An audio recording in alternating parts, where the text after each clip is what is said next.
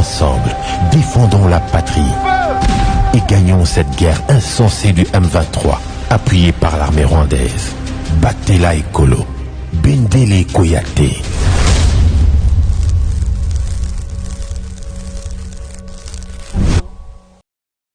Debout Congolais, unis par le sang, unis dans l'effort pour l'indépendance.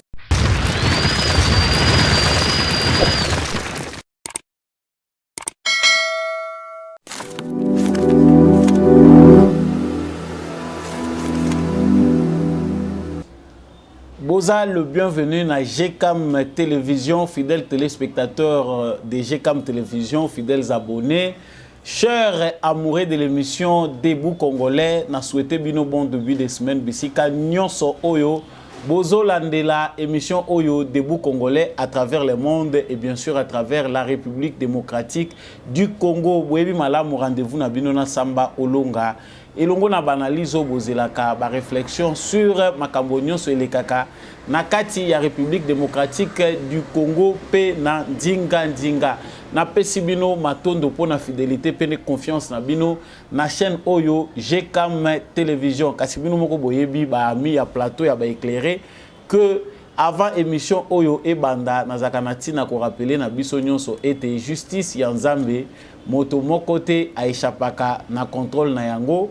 Soki oko échapper facilement na justice ya mokili yeba ete Nzambe moto moko te a échappaka na contrôle na yango justice ya Nzambe ezwaka moto nyonso sala kaka malamu po nyonso yo za ko sala ezaka comptabiliser. Peut-être yo zo kanza oza plus malin que les autres, peut-être yo zo kanza ko zali yanke koleka baninga yeba yango nyonso yo za ko luna ko yeba ko buka yango. Si ça ne passe sur cette terre, sache-le bien que même dans l'au-delà, tu finiras par payer les prix de tes actes. Voilà pourquoi je rappelle souvent, na bateau balingaka plateau ya ba éclairé que esengeli to sala kaka malamu. Ça la pas inventaire ya vie na yo, bongo yeba ko progresser. Voilà l'actualité qui m'amène devant vous aujourd'hui. Toza ko lobela likambo ya rencontre Oyo, président de la République Félix Tshisekedi asili bongo kokutanana président Kenyan William Ruto bango basila ki bongo ko solo la situation sécuritaire ya Est République démocratique du Congo makambo etali ba terroriste ya M23 p point de presse oyo bango mibale basili ko sala mituna biano ya président Kenyan et laissé pas mal ba réflexion batonyo so bazali ko mituna sur sincérité ya ba propos na et pourquoi c'est toutes ces visites ba président bazali ko c'est succédé kolandana koya vers Congo. Ezali na tina ya ko apporter biso solution, ezali na tina ya ko avancer na sens au peuple congolais azali kozela to ezali ba pression mituna nyonso bozali ko mituna boyebi malamu ete biano ezaka à travers banaliste to sala kanabino na kati ya émission Oyo. Deuxième point to kolobela na kati émission Oyo ezali concernant ba Ougandais balobi que d'ici fin ya mois ya novembre Oyo bakotinda 1000 militaires na bango na sol congolais pour baya ko se joindre na ba militaires kenyans 950 prévus Oyo pe baza na sol congolais. Ezali likambo Oyo jusque là ezali kotungisa la plupart ya ba congolais boyebi malamu ete ba congolais kilikili bazali vraiment na esengote ya koyoka lisusu ke ba Ougandais bakoti na sol na bango société civile na Kivu baltalisi koloba ete ba militaire ougandais bazali proche na ba M23 ba terroriste ya M23 izali likanisi malamu te ya kokotisa bango na sol congolais. Est-ce que est-il possible que la RDC puisse dévier cette énième présence ya ba militaire ougandais na sol congolais? Toko solo lango na kati ya émission Oyo. Voilà pour le troisième point to kolobela ezali report ya réunion au Esengela ko salema rencontre l'ingaki salema entre le président de la République Félix Tshisekedi na Paul Kagame lisusu na Luanda. Ezali reporté pour une autre date ba musu baza koloba ezali mokolo ya jeudi. Est-ce que le président Félix Tshisekedi a kokende? Pourquoi ba reporter yango? Qu'est-ce qui se joue? Bamoussouba le M23 azali déjà qu'on s'est retiré, pourtant ba combat ezali qu'on se poursuivre nini ezali koleka na front, qu'est-ce qui est demandé, négociation ezali sous tourner autour de quoi, que pensent les différents pays partenaires. Place bato bazali koyoka na te ezali nini tokomeka kosolo lango na kati ya émission oyo na bino. Bongo toujours na cadre ya point de presse oyo ezaki tenu président de la République Félix Tshisekedi na président ya Kenya William Ruto. Ba journaliste ya France 24 correspondant na bango awa na Congo azali ko se plaindre que bazui autorisation te akokota pendant que point de presse ezaki ko se dérouler. Yango ezali likambo ezali ko indigner bango. Pourquoi personne ezaki na kati bango ba se retrouver libanda wana pe toyeba kolobela ngo. Félicitations pour la sa parenthèse pour encourager ba maman au peu bako sala acteur politique pour encourager basi la République démocratique du Congo ko sala paix lolenge honorable Christelle Asali ya koloba boye sans embâche pour na likambo etali ekolo Congo na kati hémicycle parlement na assemblée nationale to kolobela ba propos na ye oyo ezali ba propos moko esengeli basi nyonso batele melongo na mibali pona koloba likambo ya ekolo Congo likambo ya agression oyo na pesi bino matondo pona boponi na bino ya GCAM télévision boye malamu ke kozala membre ya Debout Congolais ezala kaliboso ko s'abonner na chaîne oyo pona ko mankaka te actualité na biso surtout tombola bendele sika ozali biso émission oyo ezalaka pona bato oyo basimbi bendele ekolo Congo ba éclairer bato oyo bazali FARDC na motema soki osepelaka na émission oyo na sima nango kolanda yango to na kati ya kolanda yango tiaka déjà na commentaire na yo à partir ya ville nini yo ozali ko soutenir FARDC ozali congolais ozali wapi ozali na Banzangungu to ozali na Mbujimai bisika nyonso yo ozwami osepeli na émission oyo ko hésiter te ko soutenir FARDC po bango pe balandaka biso bipai nyonso bazali. Voilà, comme je venais de vous l'annoncer dans les sommaires, président Félix Tshisekedi a Silibongo Kokutana na homologue naye président kenyan William Ruto.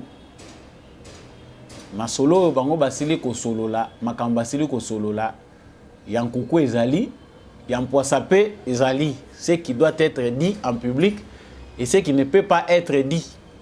Mais certainement, nous pouvons à travers Makanisinabiso, à travers ma gestes et faits, pour percer ma mystère pour tout découvrir ma vérité. À titre de rappel, président Otto Yambina Kati, République démocratique du Congo, na Kombo ya William Ruto, lorsqu'Azalaki, premier ministre, ce président-là, alors que Congo est allé marcher mon nene pour na ba Kenyan, mais ba Congolais na Congo kuna tangombe zati. Donc bino il faut bosser là tout produit rebelle pour tout que négoter que la ba Congolais wana bazata na capacité ya koboko la tangombe mon côté. Ce sont des propos qui avaient vraiment énervé pas mal de Congolais. Certainement c'était des propos trop durs à supporter pour na ba Congolais mususu. Pour na ba mususu ezalaki po epesa biso makasi conscience ya koyeba ko travailler. Mais pour na ba mususu ezalaki insolence boko ezalaki ko lakisa ke tous les pays frontaliers au baza kota la biso bazali ata na respect mokete na congolais. Il est koloba ke ndenge ba traiter ka ba congolais na mboka na bango bazo kanisa ke na Congo, il n'y a rien du tout, même pas une vache. Donc ndenga yebo William Ruto, biso to kanisa pe président Fatou fo yambela ata na ba place o bangombe ezalaka. Pour talisa yepe réponse d'une manière indirecte. Boke ko yambe ata na ferme kuna botalisi yepe ke na Congo pe bangombe ezalaka. Mais ba mususu tozalaki animé na sentiment ya euphémisme pour na koloba ke non, il n'était pas encore président de la République. Il était quand même un ministre, il s'était excusé après tout ce qui va propos naie et zalaki exagéré ce qui bazwa ki ngona sens ya mabe. Aujourd'hui, il est président de la République. Et il a le devoir de la réserve à combien qu'on mesurer malam ba propos naie. On peut dire que hier azalaki premier ministre, aujourd'hui il est président de la République. Mais ce qui ngai na koyambe na ferme ya bangombe, na Congo bangombe ba ezebele. Ce qui nous touche chez nous, c'est le manque de la paix, c'est l'insécurité qui fait que ba produit na biso na Congo et yé banate à travers mokili mobimba. Le Congo produit du café qui ezako kendeka boye. Congo ezako produit biloko ebele, ezako bimaka ka boye de manière illicite. tantôt ba culture wana ezali kobeba parce que bisika bato bazali kobomana kosipumone pona kosala yango pe ezali te insécurité ezali totale bato bazo finir par ko abandonner ba culture na bango.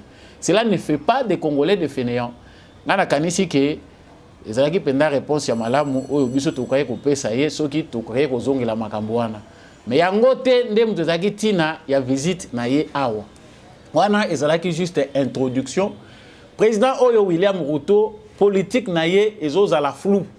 Je ne sais pas ce qui Oyo biso tozali komona batu nyonso baza komona bongo.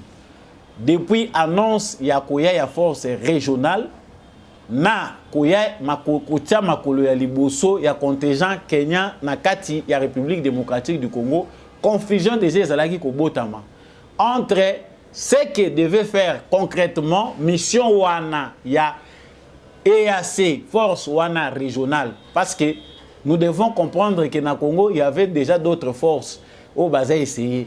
Nations Unies, elles allaient n'importe quelle force était, Baza équipé, c'est un contingent lourd. Ils ont 900 militaires. C'est un Baza Otanga, le contingent le plus lourd de la planète. Il y a Nations Unies dans le Congo, c'est plusieurs militaires. Mais à cause de la mauvaise orientation, à cause il y a un conflit d'intérêts, à cause il y a mauvaise politique, il y a un bailleur de fonds, va se transformer en prédateur. Ces contingents-là a fini par devenir inutiles et aider les Congolais pendant plus de 2 décennies. L'élo, confusion ezali na force régionale selon la recommandation à Nairobi. Et là, on va tout bazali koyebate parce que vous permettre à ngai na fongola ba parenthèse na sangisaka moi makambo belé. Bato belé bazali ko s'attaquer na tanga ba commentaire na bino na président Tshisekedi pourquoi il a accepté que force wana eya le sous pour une énième fois biso tondi mali sous que force régionale et cotation na mabelé na biso alors que tous en expérience moko amère. Il y a ba force eye na mboka na biso et produit résultat mon côté. Nos efforts devaient être concentrés sur nos phares d'essai pour rendre l'armée Nabiso efficace et comme à niveau, il y a qu'à répondre à nos besoins sécuritaires au Mboka Nabiso et à faire face à nous. Mais il faut aussi savoir et reconnaître que le président Félix Tshisekedi n'a pas seulement le choix, il n'a pas toujours toutes les solutions à sa portée. En tant que président, il y a Mboka Mounene le la République démocratique du Congo dans un continent. Nous étions face à la contrainte mondiale, c'est-à-dire Nations Unies, Azaliwana, Union africaine, l'organisation Union Sobaye, Balobi, notre solution au besoin de Zali Kopé Sayangwa. Bato Balobi, il fallait qu'il tata école Félix Tshisekedi aboya. Mais naza ko insister kozongi la likambo pour bande kobele bozo kozongi saka mituna wana. Aboya. Mais il y a une façon de refuser qui ne peut pas engendrer des problèmes. Il y a aussi une façon de refuser qui va encore envenimer la situation et bâtir les sous ennemis. Parce que le Congo seul ne peut pas combattre le monde entier. Mais il y a une façon de refuser oyo eza ko contraindre batu oyo bazali na makanisi ya mabe bazala exposer na mabe na bango baza ko kanisa ko sala. Je pense que c'est cette façon-là que Félix Tshisekedi a accepté cette force régionale qui est parmi les solutions proposées dans les pays et région pour résoudre la crise. Il y a un mouvement rebelle au Bazali qui sévir à l'est comme partout ailleurs. Mais, force kenyane tango ezakoya maloba échanger na monoko. Bande ko mususu ba boya ka analyse na biso soko moni ngai na bimisi likambo nanga peut-être vous n'avez pas le temps de méditer sérieusement sur certaines questions. L'information vous pouvez l'avoir. Mais qu'on percève le mystère derrière l'information, c'est du travail.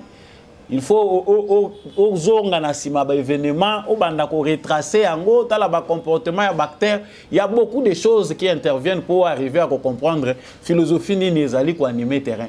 Nous ne pouvons pas toujours causer la naïf et croire que quand on dit une chose, c'est facilement que ça sera appliqué.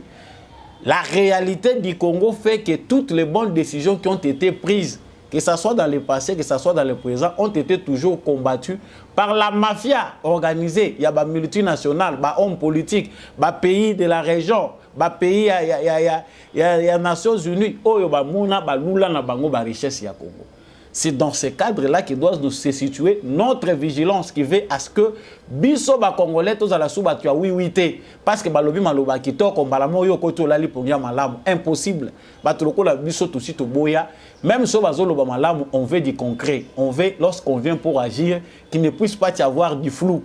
C'est très facile de comprendre que force régionale ezali koya mission oyo ezala ki fixé ezali ya koya pona ko traquer ba force rebelle oyo ba boyi ko se redire o ba boyi ko adhérer na processus ya paix. Ce sont des choses que nous avons vues dans l'accord global et inclusif. Ce sont des choses que nous avons vues dans plusieurs résolutions des Nations Unies. C'est du connu. Oyo basala biso ba mascarade. Je vais ici à titre de rappel avant de développer où ils ont à la sujet na biso ya lelo. Parce qu'au Congo, il y a des gens qui souffrent d'amnésie. Nous parlons aussi de la question de M23. Peut-être certains n'ont pas le temps d'aller vérifier les accords, lire comment Kabila, Museveni et Kagame ont résolu les problèmes de manière pacifique pour M23 se retirer dans Goma ou Bazouaka. C'est de là que l'erreur commence. Parce qu'aujourd'hui, il y a des gens qui veulent nous faire croire que Félix Tshisekedi, c'est le mal. Il a mal orienté la chose, il a pris de mauvaises décisions. C'est lui qui est à la base de la résurgence du M23. Non, Kabila a traité la question de manière à ne pas avoir la solution qui va amener la paix durable. La façon de traiter à Kabila, quel était le sort, il y a Sultani Makenga, quel était le sort, il y a Bamoussousou, Oyo Bazalaki, criminel de guerre, na résolution, Oyo Bango Bazouaki na 2012, tant Bakenda Kokuta Nana Museveni na Kagame, parrain à M23. L'aventure qui s'est fait, c'est que les M23 n'étaient pas dissous, mais Bazouaki Bango, Babombi Bango, Héberger Bango. Le col est là, c'est mon anaki Mokilmumba, Poto Bomango, Tala Kabila, il est retourné au Sénat na Osal. Kabila a accepté tout ce qu'il devait accepter pour Babenga Banana Bango, Bakende Bomba Bango. Ce qu'on appelle dissolution M23, ils ont vaincu, c'était Brada qui va minérer dans Bisso. Ce sont nos sols qui ont été donnés en échange pour exploiter. Comme ça, Bango Babenga Banana Bango Baya vendre. Aujourd'hui, il nous amène encore cette même logique. Logique, il y a bateau, basi ba mesara mabe. La logique qui veut que Bisoto qui négocier. Quand on négocie, ils veulent que les clauses, bakozaka banana bango wana, bakeko bomba bango na ba pays na bango, babateli bango pour les cacher quelque part. Ah voilà, c'est fini, les M23 sont ready et s'ils sont vaincus militairement, c'est fini. Demain ou après-demain, on revient encore les mêmes chemins. Ah, résurgence et mouvement rebelle. C'est une routine. Nazako loba bande ko bo permettre ka bino bolanda ki ba émission et les cas qui to rappela ka lisu biloko yo. Bitumba toali komona eza bitumba ya quand il y a changement na ya statu quo. Mais tala ndenge aventure eza ko salim. Parce que le président kenyan qui vient, il ne faut pas jamais se fier na makambo ya zakolo. Avant na tcha makamba solo na président Félix Tshisekedi. Les contingents kenyans viennent pour la première fois na ba officier na bango ba koteli nzela ya ba oyo ba kotelaki. Qu'est-ce qu'ils disent? Les militaires disent non, toyete pour na kubunda bitumba, toye pour na s'interposer entre l'armée congolaise na ba rebelle pour qu'il n'y ait pas des escalades et puis en attendant que la solution est zoama. Donc biso toye totel misa bango. Donc on arrête une armée régulière face à une rébellion, balobi te binonyon so botel mananu wana comme ça toke ko luka solution. Ça se fait nulle part. Ça il n'y a que nous Congolais imposer makambo ndenge wana. Je ne pense pas qu'il y ait un pays dans le monde qui peut accepter une telle humiliation où on demande à une armée d'un pays de s'agenouiller devant une rébellion, bafanda, bas à la traiter à pied d'égalité. Ça n'existe nulle part, chers Congolais. Bazongi, wana bitumbe zali ko bundama, Kagame na France, bazoluka ko pervertir sens ya ba décision ou ezoma qui concernant ba mouvement rebelle. Les démocrates américains les mêmes, bakolo libulu na bango, bato batimula libulu tezo koma mulai, les démocrates américains. Alobite. C'est très tôt. Boye bisa mutuana asolo na bango, toyebi ndenge ni tokosala. Tala soki déjà changement mususu s'imposaka. À n'importe quel prix, soki déjà vous lever option, il faut bo kende bo persévérer na option wana. Maintenant, bamoni que Nangambo ya Félix Tshisekedi, la meilleure façon de les faire plier, c'est d'amplifier. Kopelisa moto wana penda makasi ko yindi sa penda que Tshisekedi andima accepté. Pendant ce temps-là, le processus de Nairobi chôme. Oyo makamba solaki na Rwanda, ezako chômer, bavandi bazako zelisa Félix Tshisekedi balobi non, discuter solo la na bango. Kotsa bango na armée. Président Félix Tshisekedi oyo asali biso stoyebi. Non, plus question de brassage. Le gouvernement congolais a levé l'option. Toboyi, Tokokotsa bango na armée, plus question nyonso toboyango. Aujourd'hui, c'est même notre parlement qui a aussi haussé le ton. Un parlement peut rejoindre position du gouvernement na biso. La société civile parle le même langage. Il n'est plus question pour les criminels wana tozo bango. C'est-à-dire, c'est toutes les couches. Il y a Congo, langage wana. Il n'y a que des sorciers, bando kinabiso tozaka na bango na kati na biso. Oyo ba s'associer na logique ya ba criminel. Pona kolobake non, il faut un dialogue avec les M23. Les Congolais qui se disent Congolais. Certains opposants et autres, bazawa na Congo. Mamusu mikolo bakani minoko na bango. Bango bazako senga kete bokende na voie dialogue. Le dialogue reste la seule option. Mais un dialogue dont vous ne définissez pas les contours, dont on ne sait pas les fonds. Bazako le bango dialogue, c'est dans la forme. Tout le monde sait que dans les dialogues, les gens vont dialoguer. Mais dialoguer de quoi? Parler de quoi? Quel sera le point de nos échanges? Ba concession nini biso tokosala na kati. Bande ko bomoni ke nevade bino mingi nazongisi bino na o ezasko tina mutu ya boyeba tina William Ruto ayeko ya awa. Le Congo, ça fait aujourd'hui plus de 3 mois que le Congo, pour ne pas dire Félix Tshisekedi, subit des pressions. Normalement, principalement, c'est Félix Tshisekedi subit les pressions pour intégrer les M23 dans des discussions. Ba discussion o ekoiko salake, ba M23 ba la considérer comme mouvement congolais à traiter na bango. Oh, le gouvernement de Kinshasa avait ouvert des discussions secrètes avec les M23. Et Zali Makambo Bakuta na Mesa. Oh, M23 Zako Senga, ils ont un agenda. Il y a depuis 2009-2012. Il y a Masolo na Bango. Tango, Félix Tshisekedi Akutani na dossier wana Luka qui a solo na Bango, yo kapé makanisi na Bango. Tout ce qui se négocie, tout ce qui se parle au sommet d'une nation ne se dit pas toujours en public. Il y a des choses qui se négocient de manière secrète. Et le gouvernement Félix Tshisekedi des acquittés de trahison, il devait s'enquérir de la situation. Kabila na façon na ya traité na bateau photo yo kabango. C'était ça la démarche. Tango bayo kanité, bayo ke biloko bateau bazako loba, ils allaient ko privilégier l'intérêt à la nation. Ces gens ici, bazali ko ya na mission. Ba rejeter bango. Mais Awa, Ruto vient dans une démarche automoni Joaye. Parce que les Congolais doivent voir ça. Dans un espace de 3 semaines, tout le monde Joao Laurent soye. Tout le monde président guinéen aye. Tout le monde les médiateurs Uhuru Kenyatta aye. Bato à Nations Unies, Bayaki. On a vu des délégations et des délégations. Il y a d'autres délégations où peut-être tous à compter. La question qu'on se pose, face à une telle situation, le mouvement du M23 est classé terroriste. L'implication du Rwanda est connue par toute la communauté internationale. Même si la plupart des bateaux sont co-responsables de Makambo et les Kina Congo, que le Rwanda est impliqué. Mais les États-Unis reconnaissent que le Rwanda est dans les M23. La Belgique reconnaît que le Rwanda est dans les M23. La France aussi connaît bien que le Rwanda est dans les M23. Tous ces pays principaux, bayebi que Rwanda est M23. Mais comment se fait-il que Batouana bayebi que question les andengwana? Balai diplomatique na bango bazako salango autour de Tshisekedi pour qu'il accepte des négociations avec les M23. C'est injuste.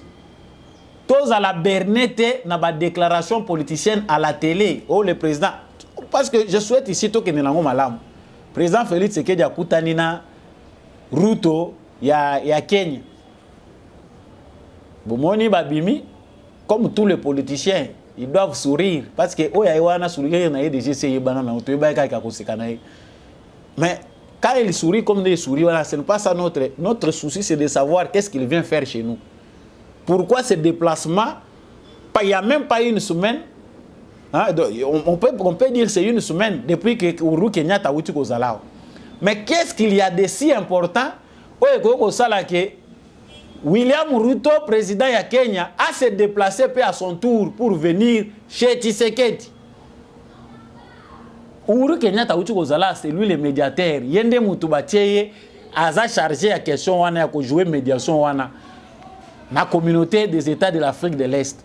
Mais pourquoi dans un même pays, le président de la République aussi à son tour vient aussi ailleurs le sous pas Tshisekedi? En tout cas, l'analyse est claire. Celui qui n'est pas clair dans ce dossier, c'est le président kenyan qui est tiraillé entre deux logiques.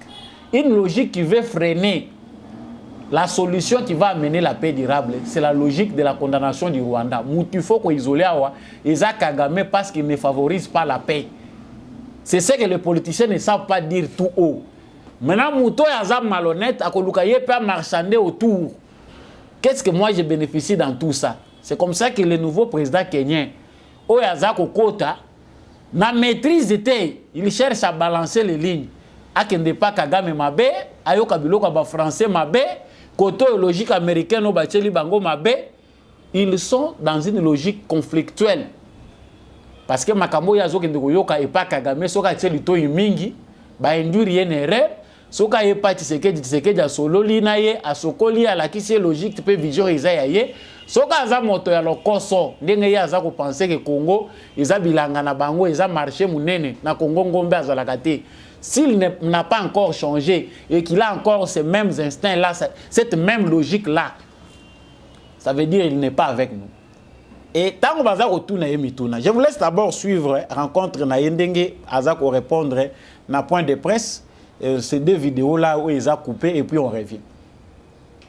Remercier et à travers lui tout le peuple kényan pour le soutien qu'ils ont voulu apporter à mon pays qui, comme vous le savez, est victime en ce moment d'une agression injuste et barbare de la part du voisin rwandais.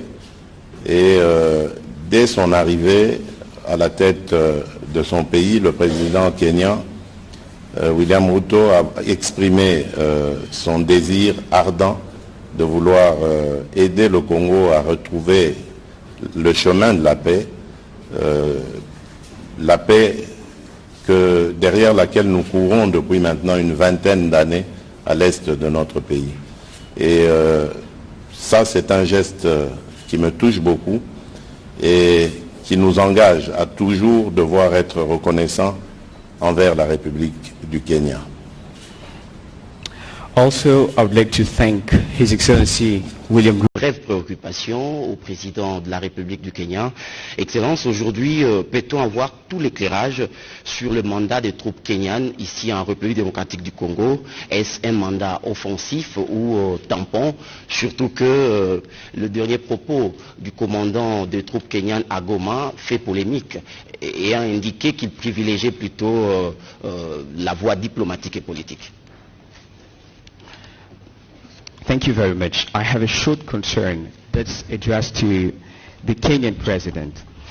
We would like to have clarification and explanation on the real mandate of the Kenyan troops in the DRC, since we noticed that the recent statement of the Kenyan force head on the eastern part of the Congo raised a lot of concern.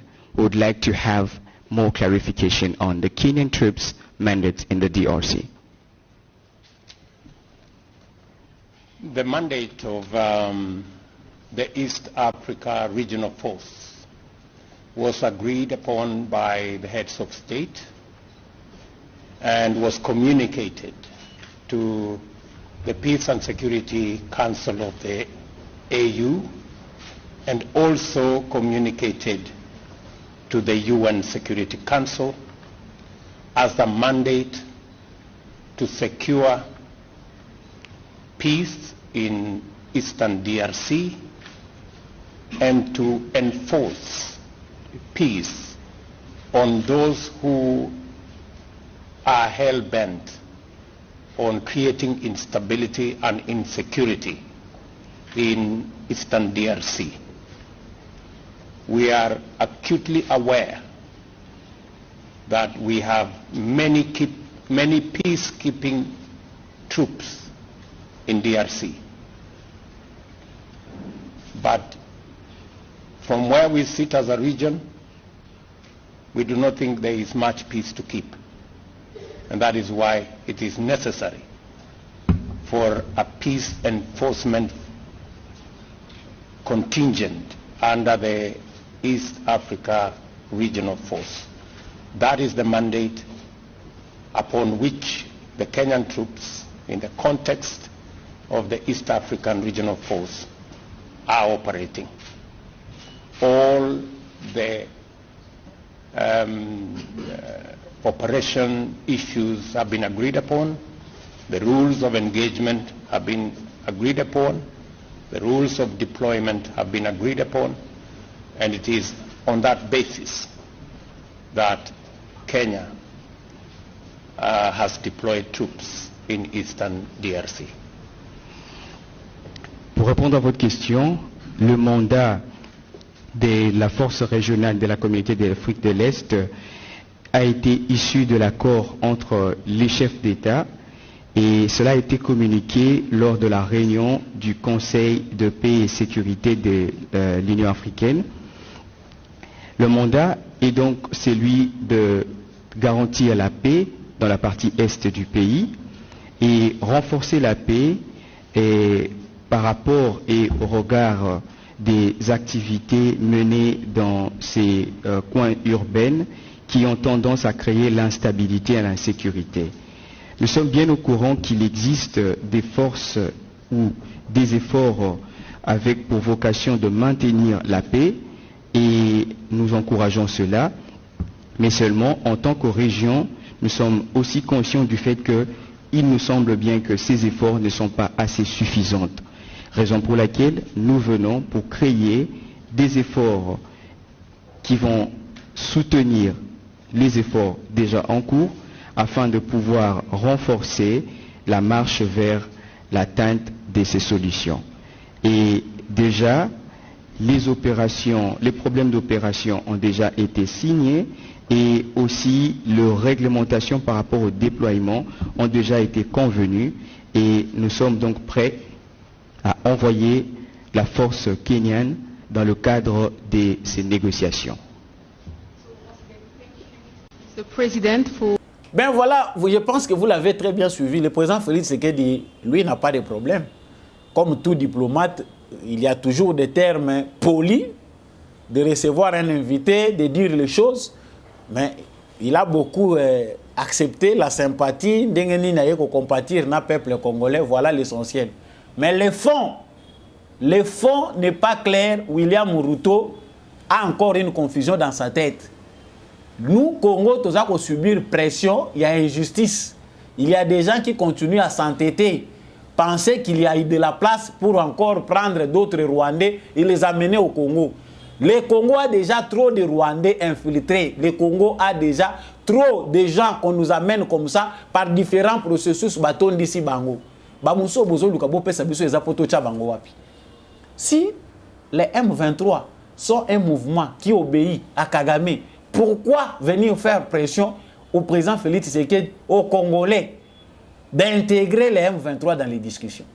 Certainement, tu es bien dans la logique diplomatique, il y a beaucoup de choses qui sont placées en espace public, s'est énervé.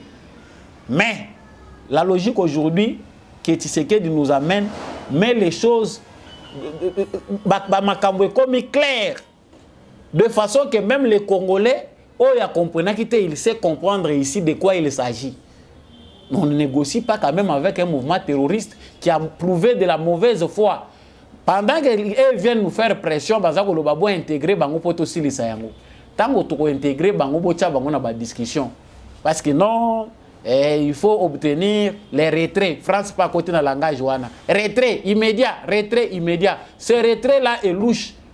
Ce qui bino, boboy, botika biso to bunda na M23 mais bolongola bambargo na bino bocheli biso bolongola mikakatano na bino bocheli biso. Le Congo à lui seul, sans la main noire, sans la complicité internationale, sans le complot international, sans la complicité des voisins, le Congo face au M23 et face au Rwanda et l'Ouganda, le Congo va gagner cette guerre-là. Il suffit seulement balongola biso basingo bango batie biso. Mais comprenez ici que bango balingi ba pousser Félix Tshisekedi na baronière y a passé, c'est-à-dire on va vaincre les M23 diplomatiquement. Tant que vous vaincre M23 diplomatiquement, obtenir retrait na bango et là ici bo vanda na bango bo solo. Et là chacun pose des conditions, chaque acteur profite maintenant de cette manœuvre. Et comme le la Copa Diamba, yo le koti na kati, yo pe lukape, yo pe bomba secret. Bison stoye bani ndenge to komi ba malfaiteur. Monsieur le président Félix Tshisekedi, pour terminer ces points, il n'y a plus question, il n'est plus question de retourner, de reculer. Aujourd'hui, la vérité est connue par tous. Aujourd'hui, la communauté internationale est dans la honte. Aujourd'hui, ce que les Congolais attendent, c'est une justice sur le plan international. La voie, la solution durable, la solution qui va amener la paix durable, c'est la justice pour les Congolais. Ces criminels-là ne méritent pas d'être encore associés à la table de négociation. Bon négocier na bango, non. Baozwa bango bakende na bango, ndenge bango ba moni ke bakenda na bango. Bazwa Laurent Kunda bakenda na ye après l'avoir utilisé longtemps, suka na bango ezakuna. Qu'ils prennent l'air sur le temps de Makenga, bazwa ba Willy na bango, ceux qui Willy Ngoma et les autres qui fait du bruit aujourd'hui dans les réseaux sociaux, bakende na bango ndenge bayaka na bango. Mais il n'est pas question de nous amener encore dans un processus qui est flou. Et la rencontre, et nous sommes bien informés. La prophétie, tout ce qu'on est en train de dire, il y a des pays voisins. Oh, si bazana bango na kati ya ku. Tshisekedi yakato kende. Tshisekedi bima ah bamuna ki akomi masuwa na bango. Bayebi que partout où tu as besoin kozala nango. Non, cette fois-ci on est prudent. Ce qui bazako lobela likambo ya liwa mutango yo moni aza baba ou bien azali sou akoyoka te po aeba kozwa ba disposition te. Hein? Okati ci koto na ngambo koto yo France, okati ci koto na ngambo ba mususu. C'est-à-dire les mettre en étau comme il ne veut pas négocier, il faut prendre la tête. Non. Chers frères congolais, pour mettre terme à ces points, et le biso ba congolais et sengeli toyeba, ezali maloba ya lokuta te ya William Ruto pona bambeli. Batunie clairement mandat ya force régionale. Ba ye pona mission neno to ye pona ko imposer paix. To ye pona maintien te parce qu'il y a beaucoup de maintien de paix. To ye pona ko imposer paix. Pour imposer en tout monde. Si ce n'est pas nous distraire. Parce que là, nous ici, Congolais, tant que les Nations Unies sont derrière cette logique. Et combattre comme que la vision française, la vision européenne des choses veut faire de cette force-là régionale quelque chose de téléguidé par les Nations Unies. Ce qui ne sera pas au bénéfice des Congolais. Ça devient une distraction. Mais si le président africain peut avoir une conscience que token de la guerre, comme on va dans une guerre, face il y a fléau moko ezali konyoko la ba pays na biso nyonso pour tout passer à l'étape suivante, là il peut y avoir solution. Mais tant qu'il y a bateau bazali ko tirer ba ficelle de loin, France a côté na kata bandi ko expert, Macron avec ses discours de perroquet azako ko répéter, on le croit azo répéter, ba yebisaka na butoya ka ko répéter. Non, les retraits de ceci, non. Chers frères congolais, makamutoza ko lobawa, to lobaka ngona lingala pour moto nyonso ayeba o ya motu esengeli toyeba. L'hypocrisie des politiciens ne nous concerne pas parce que l'Occident nous a appris que pour mieux faire la politique, il faut le côté zalebele na munoko, vérité et zala muke. Ce qui n'est pas sûr pour quelqu'un qui veut être droit. Lokuta et le kiming, même na point esengeli koyebisa batu vérité, il faut chercher des tournures de voix qui ne facilitent pas la paix. Vous aurez compris. Sango yami balé na lobaki na lobela awawa ezali lisusu ya contingent ougandais. Aujourd'hui, il n'est plus question tobete lango lisolo, les Nations Unies bango moko. bazali pe na ba preuve oyo ezali ko impliquer Uganda na kati ya makambo ya M23. L'Ouganda aujourd'hui est associé, est assimilé au M23 ndenge bazali ko lobaka M23 Kagame derrière. Basi bakendaki déjà ko présenter Museveni ba preuve oyo ezali kolakisa ke bango pe bazali na kati. Mais la question diplomatique qui veut créer un désordre pour gagner du temps est celle de cette force-là régionale dont on ne connaît pas les contours fixes, balinité komemango de manière claire. L'Ouganda est prêt à envoyer 1000 militaires. Bango pe baya ko s'ajouter na contingent oyo. Selon les analyses que nous faisons, bamusu baza ko sala ba analyse sur base ya ba race, ya ba tribu, ba lobi non. La plupart ya bato baza ko ya baza ba nilotique. Bango na bango wana, ça va créer une entente bako ko mema makambo ndenge mususu. De deux, il y a possibilité que ces contingents-là soient constitués de bandits, de M23 qu'on va habiller en tenue militaire. Il y a UPDF. Est-ce qu'il existe-t-il un mécanisme? Il y a aucun pour vérifier que les bateaux baza solo ba militaire toté. Est-ce que les militaires sont sol congolais?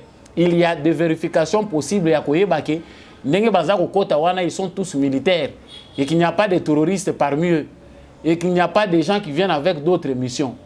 Quelque part, la réticence qu'au peuple congolais, la pression populaire qui ne veut pas de ces forces étrangères là où ils ont constitué un ennemi nabiso, ils allaient vraiment à considérer s'il faut décaler la venue à Batouane. Pourquoi pas Nations Unies à cause de 1000 militaires congolais. C'est toujours parce que cette force-là, les militaires congolais ont une expérience. Pourquoi ne pas forcer les militaires congolais pour la même cause, que former Bango, que sécuriser Bango, que de prendre des militaires des pays où il y a des conflits, que Bango na Congo. Certainement, les Congolais ont toutes les raisons. Là, c'est à notre gouvernement d'analyser les contours, les conséquences possibles. Il y a les soucis à Batouana 1000 parce que Bango déjà va s'entraîner, bazo la kisake, Bango ne baza penda na basoda, bazo kendo kota na Congo ba ko silisa bitumba. Bitumba oyo Bango baza ko bunda. Sont-ils dans la logique de venir amener la paix ou sont-ils dans la logique ya ko linga ko préserver ben intérêt na Bango parce que les Kenya, l'Ouganda, le Rwanda bénéficient des intérêts congolais de manière illicite. Nakanisi, bison aussi total yango, mais il n'est pas question vraiment. Il y a kotika force wana bakendeli susuboy. Tant que il n'y a pas clarté, faut tout le monde en nous oyo ba Kenya bazo sala en premier lieu. Ba discours de ces derniers temps et puis si ba Congolais méfiance makasi. Tous les Congolais sont méfiants parce que ba discours en temps toza ko landelango, et ça ba discours oyo ezo ko pesa ba Congolais sengoté. Oya bimia lobi na ndenge na ye. Toujours des termes. Nous sommes venus, nous favorisons d'abord le processus de Nairobi, nous donnons d'abord la priorité au dialogue, au processus. Dialogue avec qui? Pourquoi? Pourquoi si ce sont des terroristes, on ne peut pas les déclarer tout haut? Binonyo se peut bocha bango ki baza ba terroriste. Quelque part, il y a un sur roche.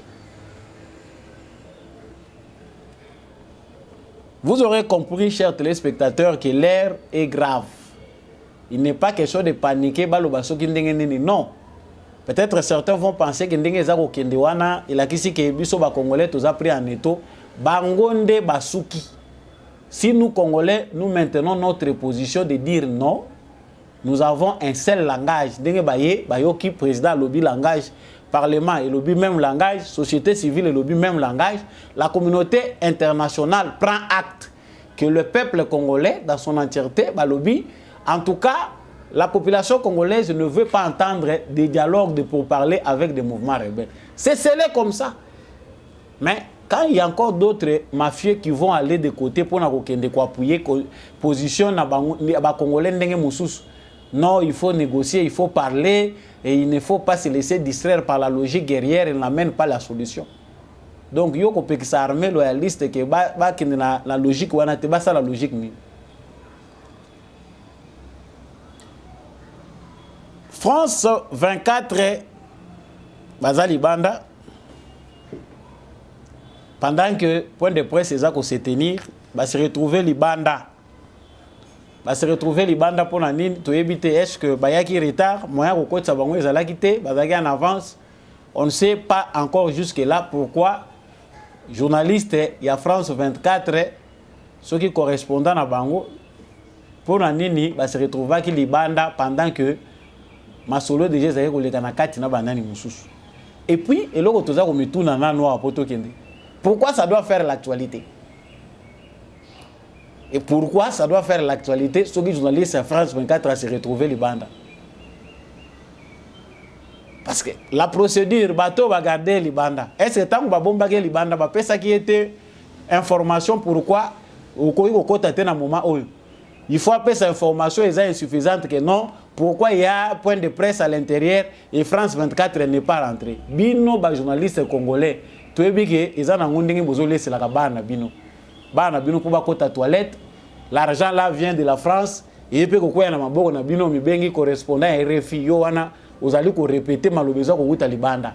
Tu ne dis pas des choses que toi tu vois sur le terrain sur base de ta vision, mais tu dis les choses à la peinture, il y a bateau ba engagé au ba futa kayombo. Cessez de prendre les Congolais pour des cons. Donc les médias au Congo, il n'y a que les médias TV5, France 24 et RFI. Notre gouvernement est encore assez tolérant. Il faut tout comme en phase au Bango, il faut base à la traiter nasima ba média na biso. On vient au Baché Top Congo, Baché RTNC, allez France 24 bazu micro na ye Baché na C. Bazu ya ba média na biso Baché les colo. Parce que c'est aux Congolais d'informer les Congolais. On ne voit pas des étrangers informer les Congolais mieux que les Congolais eux-mêmes.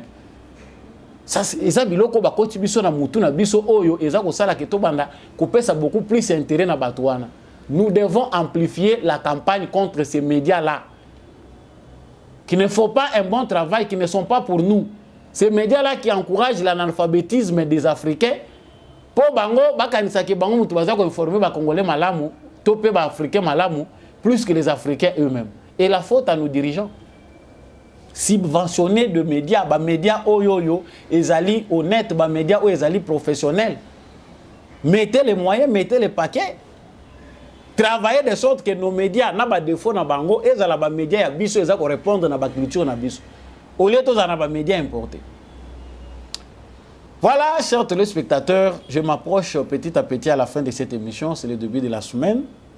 L'intervention de Christelle, honorable Christelle Vanga, ezala qui vraiment magistral et c'est vraiment que to zwango et tambola et ça la une pour être ba moment na biso on va comprendre que vous aussi vous êtes capable d'élever vos voix. Quand c'est bien, on applaudit. Elle a vraiment été magistral pour interpeller la conscience congolaise. Nous ne pouvons pas avoir la conscience na biso que tous faibles, nous sommes dominés, il y a déjà un complot, on veut balkaniser les pays. Chaque fois qu'on les répète, toujours paie sa bango force. Suivez d'abord honorable et puis on fait quelques commentaires à la fin. Il y a eu beaucoup d'insistance sur le mot infiltration. Notre pays a été infiltré, nous avons beaucoup d'infiltrés, mais je voudrais dire du haut de cette tribune qu'avec la même énergie où nous condamnons les infiltrés, il faut aussi condamner les Congolais qui ont vendu ce pays. Des vrais traîtres. Je ne vois pas comment un Rwandais va quitter le Rwanda lui-même pour venir au Congo s'installer et occuper des postes de responsabilité sans l'aide des Congolais eux-mêmes. C'est une interpellation. Honorable Président, on a vu des gens ici, général dans l'armée régulière congolaise, mais lorsqu'il arrive à la CPI, il dit « Je suis Rwandais ». Ce sont des pages noires de notre histoire que l'on doit enrayer. Honorable Président, je réitère encore mes sincères félicitations et je propose qu'après cette recommandation sur l'armée, que l'Assemblée nationale adopte une autre recommandation sur certains accords commerciaux. Monsieur le Président, la guerre, l'argent, c'est le nerf de la guerre, en amont comme en aval. Nous n'avons pas d'accord à faire avec le Rwanda. Le Rwanda ne peut rien apporter à notre pays pour la simple raison que 100 millions d'habitants constituent 100 millions de marchés, des bouches à nourrir. Nous ne pouvons pas maintenir certains accords commerciaux avec le Rwanda. Honorable Président, La guerre, c'est tout d'abord psychologique. J'ai entendu certains collègues d'ailleurs dire ici que l'idéal du Rwanda, c'est d'annexer le Nord Kivu, le Grand Kivu. J'aimerais qu'on ne répète plus ces phrases. C'est infaisable. On a réussi à nous mettre des choses dans la tête. Nous avons créé une phobie. Numériquement, démographiquement, tous les paramètres possibles, c'est impossible. Et qu'est-ce qu'on fait? On commence par la tête. Il n'y aura pas de négociations. Le Congo appartient et appartiendra aux Congolais. Je vous remercie, chers collègues. Merci, merci. Voilà, je pense que vous l'avez très bien suivi. Ezaba makambu tolobaka awa. Makambu ya ba mentalité. Makambu ya organisation na biso ba Congolais. Tango na lobaka ngo awa na plateau ya debout congolais que ba traître, ba ennemi ya makasi, ce ne sont pas les Rwandais qu'on cite chaque jour. Ba Rwandais ba infiltré biso, ba Rwandais ba saliboy. Non, les pires c'est les Congolais, bandeko na biso moko ba Congolais. En tout cas, bravo à cette femme, bravo vraiment à l'honorable. Je ne connais pas Makamunyon Soyo Salakame. Au moins pour ces propos-là, on encourage toutes les femmes de la RDC, les femmes leaders, les femmes OP Bazali, élite, de prendre aussi l'avance pour conscientiser Peboué parce que Mungongo ya ba maman paye contact. Mungongo ya ba maman paye salaka qui place Oyo Mazite Zali Mazita paye Fongwami. Si avec cette volonté, si avec cette ouverture d'esprit, avec cette mobilisation, Bissonion Soba Congolais pour comprendre que le mal est en nous et nous devons d'abord les vaincre en nous. Avant tout, je pense que la guerre sera finie et la bataille est déjà gagnée pour Nabiso partout où Bisso Togokende. Et il est important pour nous Congolais, au stade où nous sommes arrivés, de changer nos mentalités, de revêtir la mentalité des guerriers, de comprendre que Dieu nous a donné un très bon et riche pays qu'est la RDC. Nous n'avons pas choisi d'être Congolais, mais nous avons le choix de défendre les pays. Ce qui est la FARDC na moté maïza malam. Un bon citoyen, c'est celui qui est prêt. Aujourd'hui, ce qui va le biliwa na kokufa pona ekolo nanga. Et là, tu ne pêches pas, même Dieu sait que c'est lui qui aime son pays, honore même Dieu qui l'a créé. Voilà, je vous remercie d'avoir choisi de suivre cette émission. A Pesibino Matondo Bisika Nyonso, Bozwami na Congo central, Bozana Kasai, Bozana Grand Équateur, na Grand Bandundu, Bozali na Chikapa, Bozana Kananga na Mbujimai, Bozana province orientale, Bozali na Nord Kivu, Sud Kivu, vous êtes au Maniema, Bozali na Katanga, Bozali na ba province Ebele, na Koiko Cité Bino Nyonso te, Bozala pe na Allemagne, na France, na Belgique, Bozana Canada, Bozana Angleterre, Bozana États-Unis, Bozana Chine, Bozana Japon. Vous êtes à Dubaï, vous êtes au Qatar, vous êtes dans plusieurs villes du monde. Les Congolais, les roi, les juifs, tout ça éparpillé Mokidimobimba. Vraiment, avec les soucis que vous avez et l'importance que vous accordez à cette émission, je vous dis merci. Merci à Papa Jean-Louis Timbalanga, l'homme de la vérité des urnes. Merci Mingi na Maman Bill Bilonda. Merci Maman Lisette Mumbendou. Merci na Papa Boniface Mpunga, Papa Kennedy Mukendi. Merci Mingi, n'apôtre Gérard, surtout, qui nous donne l'opportunité de présenter cette émission sur GCAM Télévision. Merci Nandekombi à chaque fois dans ma caméra, où peut être émission où est comme un habitant de Nabino. Bissonion Sototika la FARDC na motema. C'est dans l'unité, dans l'amour que nous allons reconstruire notre très et cher beau pays. Merci.